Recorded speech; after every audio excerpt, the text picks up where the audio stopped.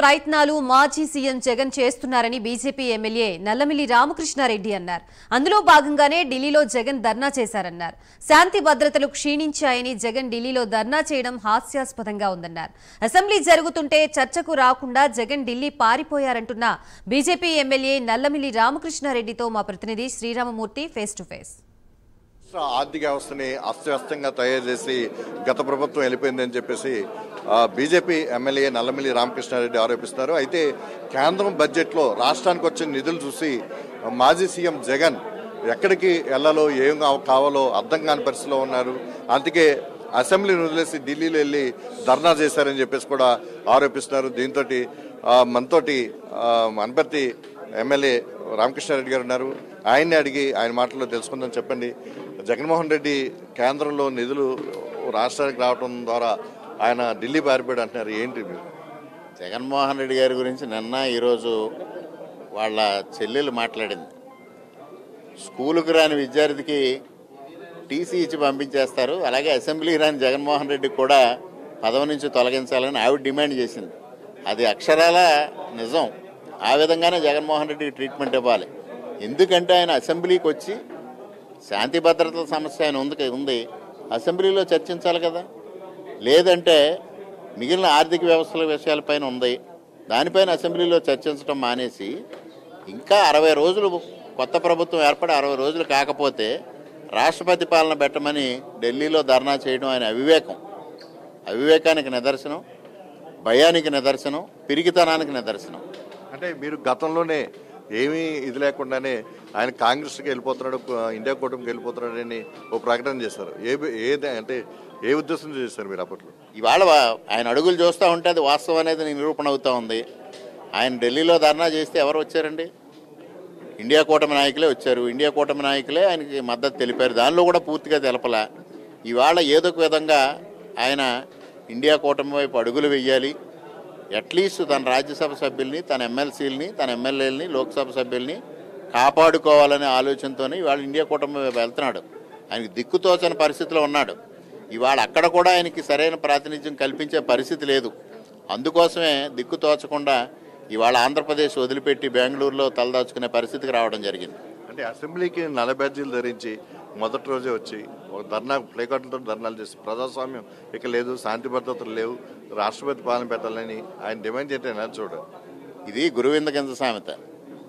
తన కింద నలుపు పెట్టుకుని ఎదరోళ్ళని నలుపుని మాట్లాడడం. ఎందుకంటే మొదటి రోజు ఆయన నల్ల బ్యాడ్జీలు పెట్టుకు ఎందుకు వచ్చాడు అంటే, ఆ రోజు కౌన్సిల్, అసెంబ్లీ, ఎమ్మెల్సీ కలిపి సభ, ఉమ్మడి సభ కాబట్టి ఆయనకి నంబర్ కనిపిస్తుంది. కనీసం ఒక 30 మంది ఎమ్మెల్సీలు ఉన్నారు కాబట్టి వీళ్ళు 11 మంది 40 మంది కనిపిస్తే మీడియాకి ఫోకస్ అవుతామనే దృష్టి తప్పించి వేరే విధంగా కాదు. ఎందుకంటే మొదటి సమావేశాలు జరుగుతున్నప్పుడు తన సభ్యులతో తన హాజరు కావాలి. హాజరు కాకుండా ఢిల్లీలో వెళ్ళి ధర్నా చేయడం అనేది పారిపోవడం, పెరిగితనం ఇది. అది ఇప్పుడు అంటే కేంద్రం నుంచి వచ్చిన నిధులు ఏవైతుండే అమరావతి కావచ్చు, పోలవరం, వెనకబడిన జిల్లాలకి, ఇవన్నీ మీరు ఇప్పుడు చెప్తున్నారు. అంటే ఇదే వరవడి భవిష్యత్తులో కూడా కొనసాగుతుందా? తప్పనిసరిగా కొనసాగుతుంది. అమరావతికి దశల వారీగా నిధులు ఇస్తామని స్పష్టంగా ఆర్థిక మంత్రి గారు చెప్పారు. పోలవరాన్ని పూర్తి చేస్తామని చెప్పారు. అంటే ఏ విధంగా రాబోతా ఉందో తెలుసు. ఆంధ్రప్రదేశ్ అని ఒక ప్రత్యేకంగా పేరా పెట్టి కేంద్ర బడ్జెట్లో చెప్పడం అనేది ఒక ప్రత్యేకత సంతరించుకుంది. అది స్పష్టంగా చెప్తా ఉంది భవిష్యత్తులో కూడా ఇదే వరవడి కొనసాగుతుంది అనేది. అంటే వెనకబడిన జిల్లాలకి మొత్తం ఈ ప్యాకేజీలు అన్నీ చూస్తే మొత్తం ఎంత ఈ బడ్జెట్లో ఏపీకి కేటాయించారు? అదే నేను ఇప్పుడు చెప్పాను కదా, దాదాపుగా ఈ బడ్జెట్లో 50,000 కోట్ల రూపాయల లబ్ధి ఇవాళ ఆంధ్రప్రదేశ్కి చేకూరుతూ ఉంది. 15,000 కోట్ల రూపాయలు స్పష్టంగా అమరావతికి చెప్పినా మొత్తంగా తీసుకుంటే దాదాపుగా 50,000 కోట్ల రూపాయల బెనిఫిట్ ఆంధ్రప్రదేశ్ రాష్ట్రానికి వస్తూ ఉంది. ఇప్పుడు అది వైసీపీ వాళ్ళు అది అప్పు ఇచ్చారు, వీళ్ళని గ్రాంట్ అంటున్నారు, అప్పు తీర్చాలి కదా, ఏదో పెద్ద గొప్పగా చెప్తున్నారు ఏంటి అన్నట్టుగా మాట్లాడుతున్నారు. జగన్మోహన్ రెడ్డి గారు అంటేనే అప్పులు అప్పారావు. గత 5 సంవత్సరాలుగా అప్పుల్లో ఆంధ్రప్రదేశ్ రాష్ట్రాన్ని కూరుకుపోయిన ఆయనకి కూర్చేసి ఆంధ్రప్రదేశ్ రాష్ట్రాన్ని అధోగతి పాలు చేసిన అప్పులు అప్పారావు చెప్పే మాటలు ఇవాళ చాలా హాస్యాస్పదం. అంటే ఇది కూటమి, ఎన్డీఏ కూటమి ప్రభుత్వంలాగా డబుల్ ఇంజిన్ వస్తాయి, మేము ఏం చేస్తామని చెప్పి గతంలో చెప్పిన హామీ మేరకే ఇవన్నీ నిధులు వస్తున్నాయి అంటారా? తప్పనిసరిగా అదే. ఏదైతే డబుల్ ఇంజిన్ సర్కార్ వస్తే ఆంధ్రప్రదేశ్ రాష్ట్రాన్ని అన్ని విధాలా అభివృద్ధి చేస్తామని అటు నరేంద్ర మోడీ గారు కానీ, అమిత్ షా గారు కానీ, ఇటు చంద్రబాబు నాయుడు గారు కానీ, పవన్ కళ్యాణ్ గారు నేను ప్రకటించారో దానికి అనుగుణంగానే ఇవాళ నిధులు కేటాయింపులు జరిగాయి.